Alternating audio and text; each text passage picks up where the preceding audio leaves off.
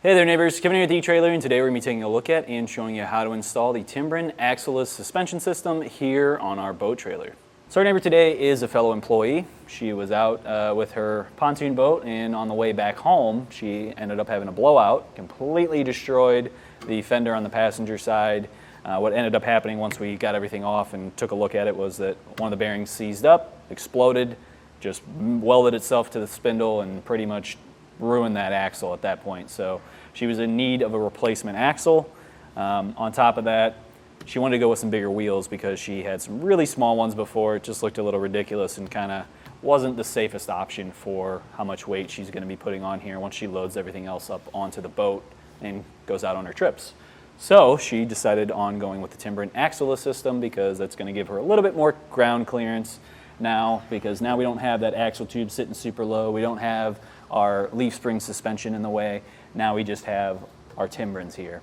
And these are also going to come with some jounce springs built into it. So you'll see the big, large Aeon jounce spring in the center here. So anytime our suspension compresses, it's going to crush down on that jounce spring, and the jounce spring is going to want to push it right back out. We also have a rebound spring on the other side of that to kind of help counteract that. So not only are we getting better ground clearance, we're now also getting a better ride quality overall. Now each one of these is going to be rated for a different capacity, so you will want to make sure that you are picking out the correct one to replace your current setup. So in our case, we had 3,500 pound axle. We went with a 3,500 pound set of Timbrens here. There's also going to be options where you can get a drop, so that way if you need a little bit more clearance, you want to get that larger tire on. Maybe this isn't a boat trailer, maybe you're throwing this onto a little teardrop trailer or an enclosed trailer that you're wanting to get way off the ground because you're taking it off-roading and just need that clearance. Timbren's got you covered. They have a bunch of different options for you, so that way you can get exactly what you need for your specific trailer setup. As far as the installation goes, this one is pretty tough. Typically what you see, especially with the research I've done, most people aren't retrofitting this onto a trailer. They're usually building a trailer with the sole intention of these being your suspension. Usually it's your off-roading people, your rock crawlers, stuff like that, that are really wanting to use the Timbrens just because that's essentially what they're designed for and best in their market for it. So you will want to have a cross beam in the same area as your spindle here, so that's going to help kind of prevent it from trying to warp the frame. In our case, we didn't have that, so we needed to throw in a 2x2 steel beam. So we've got that in place, and that's just going to slot right in. You'll have to drill through. You can see the 2 bolts we got in there, and that locks that right into place. Although with the tension that's on it, it really isn't going to want to move anyway. Other than that, it is a lot of drilling, and it's really big holes that you're having to drill. So you want to make sure you have a really good bit set because you got all hardened steel here that you're going to have to drill through. So I spent quite a while doing this. In my case, I had a little bit of extra stuff I had to do because I was also cutting off the fenders since we were sizing up at the wheels, and the fender over on that side was completely demolished. So I did a lot of body work here, just kind of trying to cut all that off and grind it down. Yours obviously be a little bit easier if you don't have a mess to clean up first. But this is one, like I said, where you're going to spend a lot of time on it. So you will want to make sure you get all your measurements correct. They've got a great instruction set for you where they've got all of these diagrams showing you exactly how to measure, especially if you're the person who's building a trailer around this, because you want to make sure that you have both of these in the exact same spot on the frame, so that way you know your trailer is going to track straight and you're not going to get that uneven tire wear. So overall, this is one where I don't think you'd really want to do it at home unless you have the space and the time to really commit to it. And if that is the case for you, then definitely feel free to use our dealer locator, and you can find a shop near you to get it professionally installed. If you are wanting to do this yourself, you have the time, you have the space, and the tools to do so, then stick around and I'll help walk you through the process. So to begin our install, we are going to have to remove our old suspension. So that's going to be our leaf spring, our shackle straps, our axle, and then our bolts that are actually running through the hangers. So I'm going to get under the trailer and pop off the nuts on here. In our case, it's going to be a 13/16 wrench for the bolt head side and then a 7/8 socket on the nut side. It might vary just a little bit on your setup, but that's pretty close to what I see on most trailers. Now while you're under here, I'm going to be using an impact, so I'm going to put in some hearing protection because the echoing from that can be pretty loud. I'd recommend you do the same and wear some safety goggles so that way you don't have any rust or anything fall down and get into your eyes.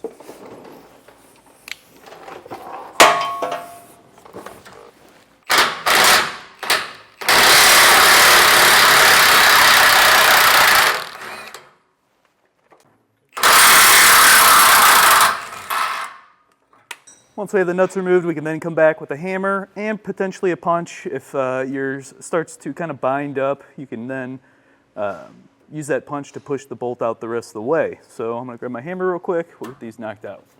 There we go. Bolt out.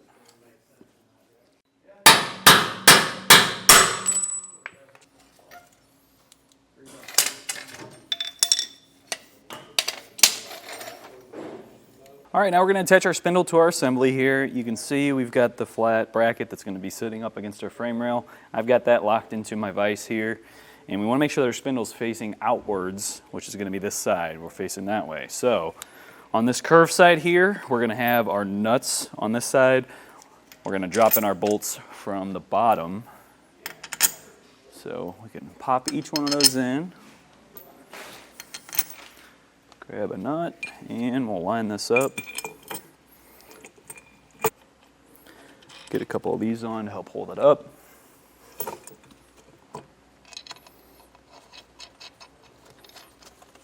I'm going to be using a 3/4 inch wrench and socket, and I'm going to snug these down with my impact just a bit, and then we'll come back and torque them down.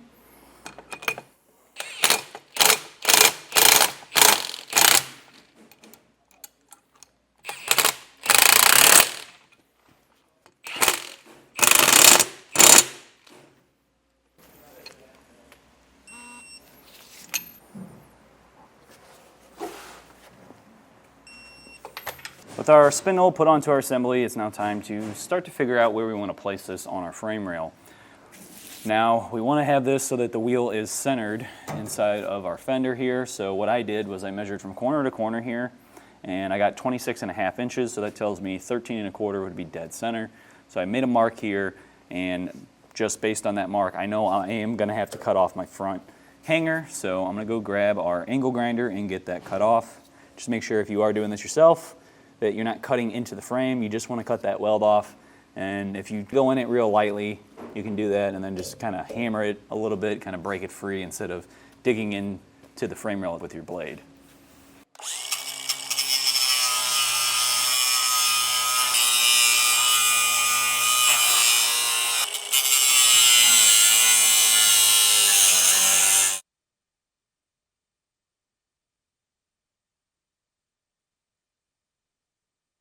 I've gotten both hangers off. On the other side, I've already taken my grinding wheel as well because we're going to have a little bit of weld left over, and we're trying to cut below the frame line. So we're really just trying to break in and get to that weld, break the weld off. So you will be having little bits of stuff left over. Come back with your grinder, grind it down, get it just to the surface here, get that nice and smoothed out.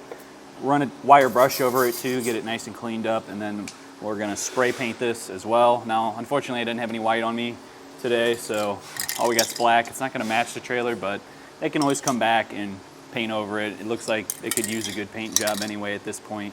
Cover up all the metal that I can. We don't want to have that sitting here just getting rusted, especially since this is going to be going into the water.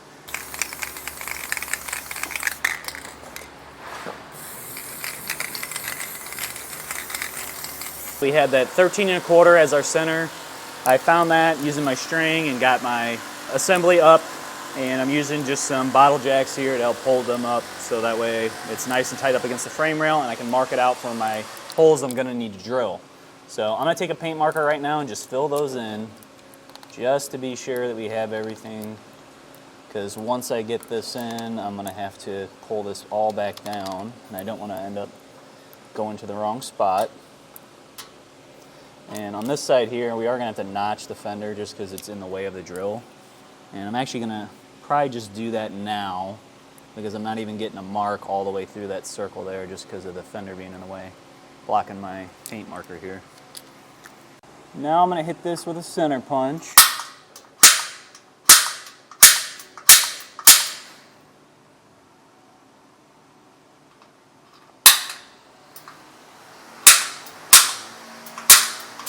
We can lower our assembly out of the way and start drilling. I'm going to start out with an 1/8 inch bit and work my way up to a 1/2 inch, just so I'm not sitting here forever trying to drill through that big hole.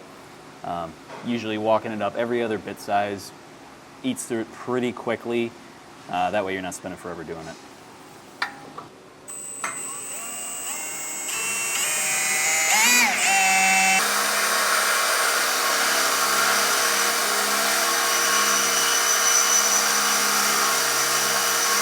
All right, so a little status check here. Last scene here, we were over on the other side. We were just drilling out the holes. I got all that done and then was working on figuring out the hardware, and then at that point, there was no point in taking it back out. So came over to the other side, got the holes drilled out, so now I can show you exactly what we did with our hardware, because you do have to source this yourself. They are not giving you any mounting hardware for the frame. So in our case, there's a couple of different methods when it comes to actually mounting up. We're only going to be drilling out the horizontal holes. We're not going to be doing any vertical holes because we don't have anything on the inside of our frame rail. Now, a lot of the forums I've looked through for people that have installed this system, typically they're building the trailer around using these. So they're already getting different supports in place that are going to match up exactly with the mounting holes on here. So you can see there's 2 weld nuts inside for the vertical holes here. And there's different steps in the instructions depending on which way you're going to be doing that, and they'll talk about that, saying that the bolt that you put in there can only be 7/8 longer than the thickness of this, which I assume is probably about 1/4 inch. So you're really looking at roughly just over maybe 1 inch when it comes to that bolt, and then any other additional hardware like flat washers that you're adding on, you need to kind of take that into account, because you want to make sure that you get that nice and snug, but not too snug to where now it's sticking out past that weld nut and could interfere with the lower arm here.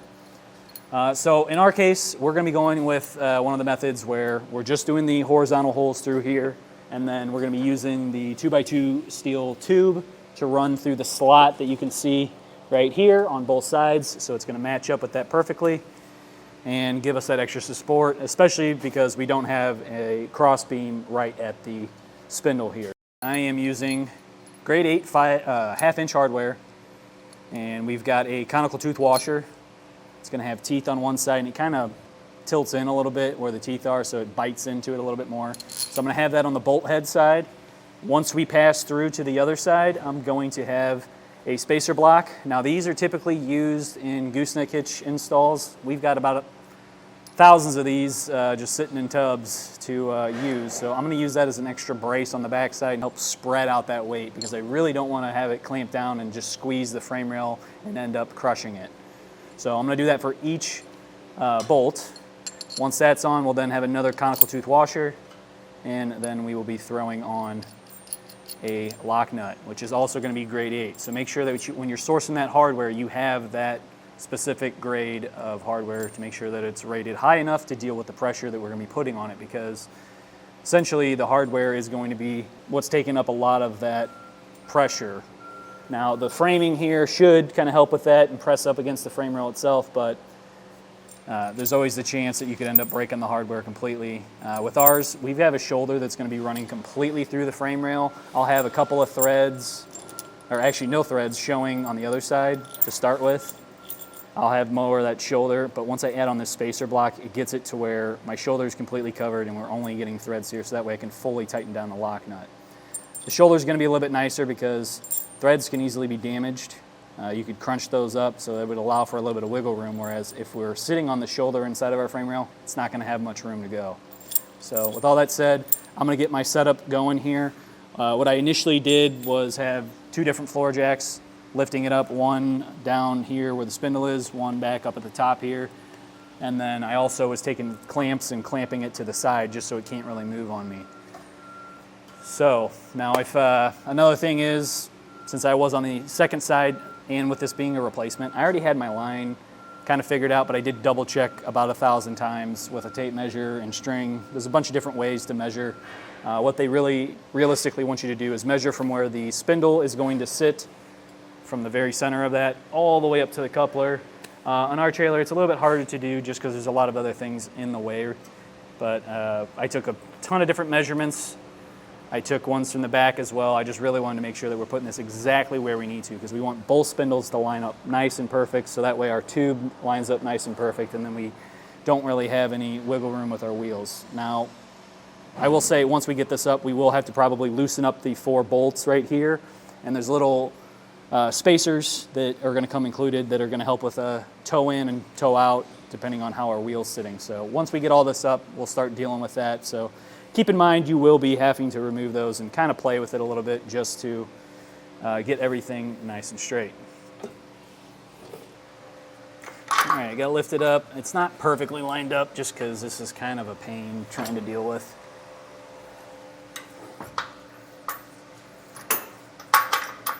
There we go. Like I said, we're going to put that spacer block on, conical tooth washer, and our lock nut.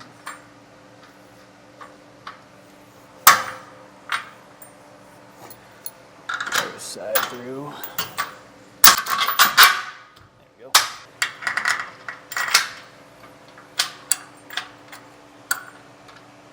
All right, so I've snugged down my nuts here with the impact. I'm going to come back with my torque wrench, get them torqued to spec.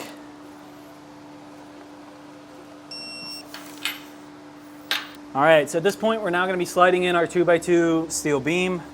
Now, this is why they want you to use those vertical bolts. It's because right now it's so tight up against the frame rail on the side, it's kind of angling our Timbrens down just a bit, and that's kind of what they talk about with the whole warping here. It's essentially trying to warp already, so that's why this steel beam is so important. But because of that, I'm now going to have to kind of try and fight this, bend it up, and then slide it in. And then once we do have it in, we need to mark it and then pull it right back out, because we're going to be drilling holes here and here, and then we're going to have to get some more hardware, which is going to be a lot shorter this time, but we're still going to be going with that 1/2 inch grade 8 bolt and nut. So I'm going to fight this into place real quick. We'll get it marked out, and then from there we can drill it and get it in for the final time.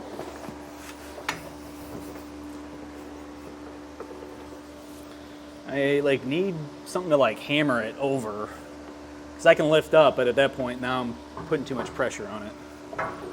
All right, so getting it in was a little bit easier than I was expecting, even with it kind of tilting in.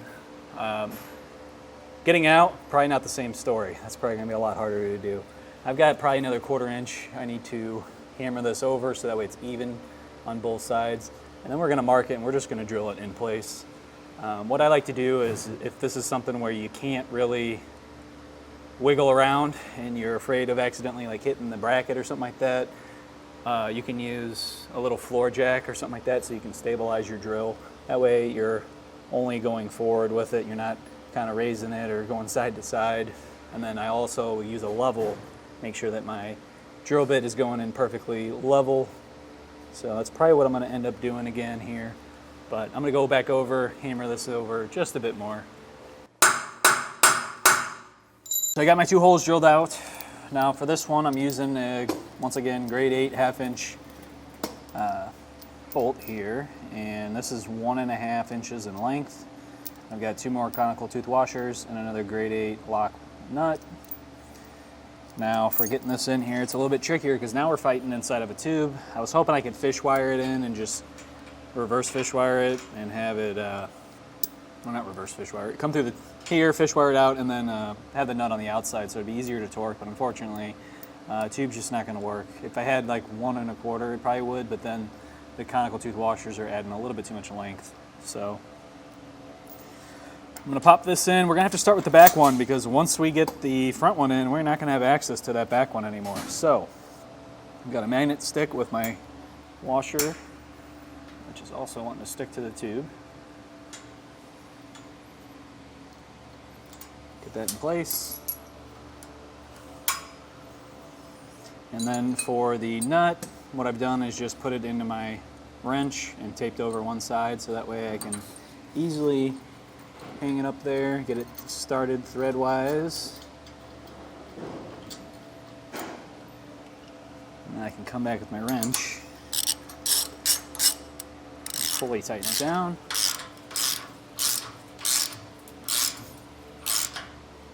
Alright, That's nice and snug. I'm gonna grab my torque wrench. We'll torque this right now, because like I said, once we put that second one in, we're not gonna be able to get to the back one anymore.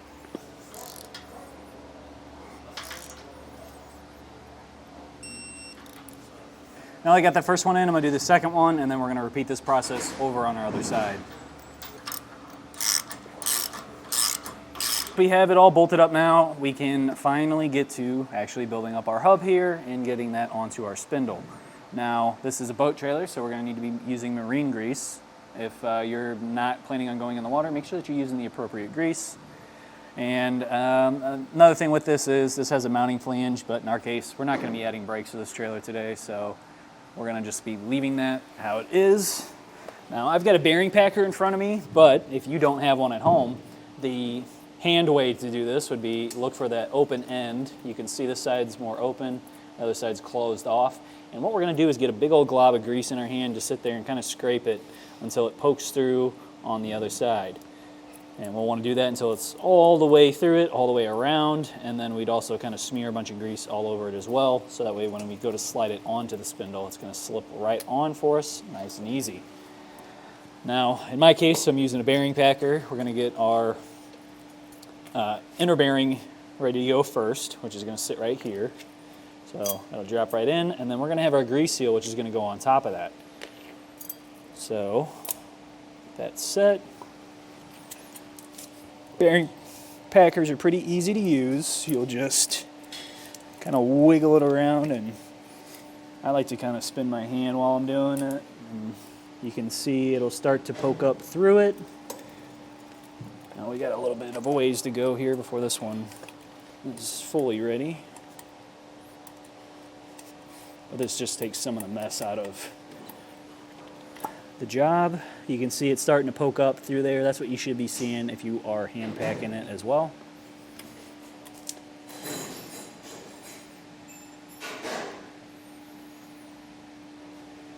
All right, now I'm going to try and drop this in without getting grease everywhere. Definitely have a set of towels next to you. This is a messy job regardless if you have that grease pusher or not. Now I'm going to take just a very small amount of grease and put it on the edge of my grease seal, just a really fine coating, just to help it slip in. I'll set that in place. And there's a variety of different punch type tools that you can use to actually press in your grease seal. But for us today, I've got this post that was once a seal pusher.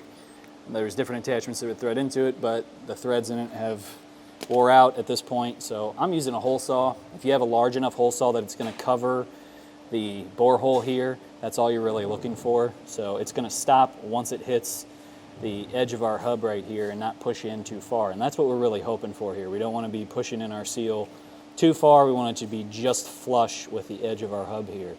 And using a hunk of wood is usually what most people will do, but unfortunately the wood sometimes is too soft and it'll press in past the hub, and then we end up damaging our seal and have to rip it right out and do it all over again. So I got that in place. I'm gonna grab my hammer real quick and we can press that in. Just feel it, make sure it's down all the way. Feels good to me. So inside's all packed. Now we're gonna get our outer bearing packed, and then we're also gonna smear a bunch of grease all over the spindle. I got my bearings all packed. I'm gonna take a good healthy glob of marine grease and place it all over our spindle. I'm not gonna go onto where the grease seal sits, just on more of the shaft of the spindle here. Get that nice and lubricated. We'll also come back with a grease gun and shoot some through the grease zerk fitting. But we'll have to have our hub on first. With our spindle greased up, we're now going to slip on our hub. Now we can grab our inner bearing, we'll pop that in. It doesn't always want to go on just perfectly straight. Sometimes you got to kind of wiggle it back and forth to get it to fully seat. And then we're going to put on a flat washer along with our castle nut Now there's going to be different torque ratings depending on what style nut you're using, so whether it's a Lippert or a Dexter axle. And we're going to torque this castle nut and then we'll back it off. So get this hand tight first. Now I'm going to be using a 1.5 inch socket so I can torque this down with, and the purpose of that is to fully pull the bearings in and have them sit nice and straight. We don't want any side-to-side play with our hub here, because then that can lead to tire wear issues, and that's not something we want to deal with. So torque that to spec. All right, now we'll just back that off, and we're going to go finger tight, but we do need to make sure that we're not blocking our hole for our pin. So I'll actually have to come back just a bit. I'll slot my cotter pin in, and then I'll grab my pair of needle nose and we can bend that out. But what I'm going to look for first is if I have any side-to-side play. So if I pull on this, there should be no wiggling, and that's exactly what I'm getting. So we are all good here. I'm going to twist this around, and what I like to do is I'll separate the two pins of it and kind of wrap them up along the castle nut, and then we're going to put on our grease cap. Got a grease cap here, and I've got a special little grease cap punch. It's going to match up with the size of that, so that way I can get this hammered in nice and straight. Now you put a grease cap in. Now anytime we need to come over with our grease gun and just lube it up a little bit, all we have to do is pop off our rubber cap and we have easy access to our grease zerk fitting. Now last thing, to top off our hubs with some more grease. We've got marine grease in our grease gun here. Pop that on, give it a couple squirts, give it a spin, help try and transition that around through our hub.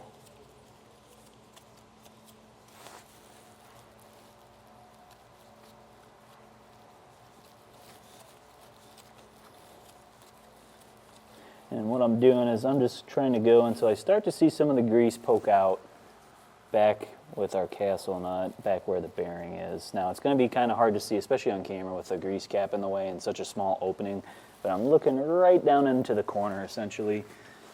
We don't want to put a ton of grease in here because we don't want it just blowing out the grease seal, but at the same time we want to make sure that we fill up the cavity of our hub so that way we don't have water getting in there and corroding out our bearings.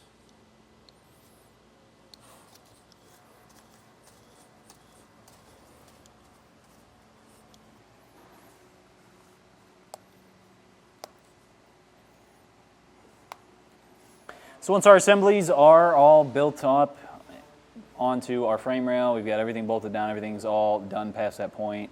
Now it's time to work on our toe-in. So for that we need 30-inch pieces of steel, anything basically that's going to be a straight edge. So you may have like a yardstick or something like that you can end up using.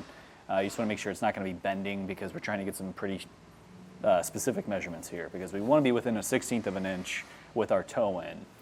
And what toe-in is essentially how your wheels are facing. So if they're facing inwards at the front, then we have a toe-in. If they're facing outwards at the front, towards the front of the trailer, then we now have toe-out. And we want to have a little bit of toe-in is typically preferred, not too much. In the instructions, they want you to be equal to or less than a 1/16 of an inch off. So essentially what we're going to do is we have these clamped onto our hub face, and we would measure across, get the distance at the back and at the front, and then we would see what those two measurements are. So at the back, I got 95 and 3/16. At the front, I got in between 95 1/4 to 95 5/16. So we're about 1/8 of an inch off at the front here on this side. I've measured separately to the frame. You can't always trust measuring from the hub face to the frame though, because the frame could be a little bit out of whack and that can throw it off. But since I'm seeing, I know I'm toe out right now, and I know that side's good because I've already sat there and adjusted it. It's definitely going to be coming from here. So just as a quick reference, I'm getting 6 and 1/8 up front, and only 6 at the back. So that's pretty much telling me we have toe in if I trust that my frame is actually squared. So to deal with that, we'll have to get this out of the way. And we're going to get back down to the 4 bolts that hold on our spindle. And we also have some shims that we can use as well. Now I used one shim over on the other side because I was kind of trying to bring it in because we had toe out over there as well. I don't know for sure if you're always going to need it. I ended up only needing the one to go onto one of the bolts so I could kind of bring it back in and get it right. But we're going to go ahead, we'll be using a 3/4 inch socket and wrench to loosen each one of these, and don't go crazy with it. I'm only going to get it just loose enough to where I can move it, because if you get it too loose then it's just going to want to keep walking on you when you do finally get it in the position you need it to be. Okay.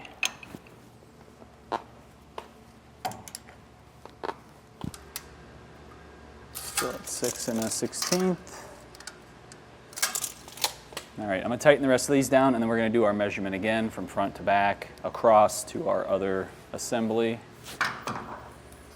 So after our adjustment, I'm measuring again. At the back, we're getting 95 1/4, maybe just a hair in from that because we're in between 3/16 and 1/4. At the front, we're even less, like a hair more in. We're right at that 3/16. Maybe just a hair past it. So we have a tiny bit of toe in, with less than 1/16 of an inch in toe in, which is exactly what they're wanting for in our instructions. So that means we have our toe in where we need it to be. If anything, having just a little bit of toe in typically is gonna help keep it tracking straight behind you though. So if you get a little bit more in, that's okay. Once you have your toe in properly adjusted, make sure that you come back and re-torque down your hardware. I'm going to double check that one. There we go.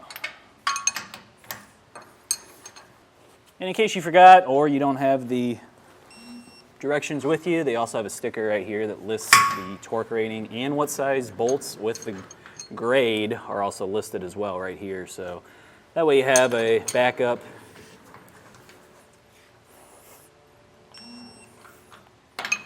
With everything properly installed, adjusted, and greased, we finally can put our wheels on and then torque down our lug nuts.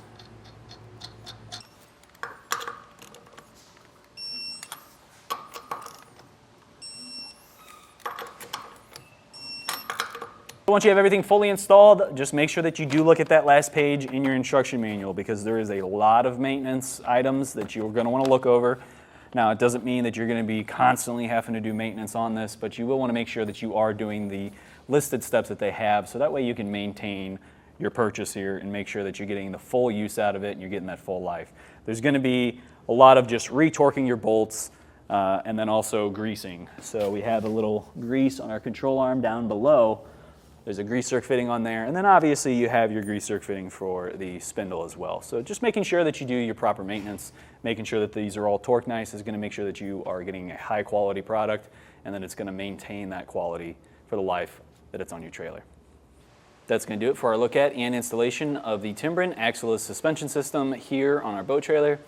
My name's Kevin, and if you still have some questions about the Timbren Axle-Less Suspension System and how you can use that with your specific trailer setup, please feel free to reach out to us via our Ask the Experts link, a comment on this video, or a phone call to our customer service department, and we'd be happy to help you out on your journey.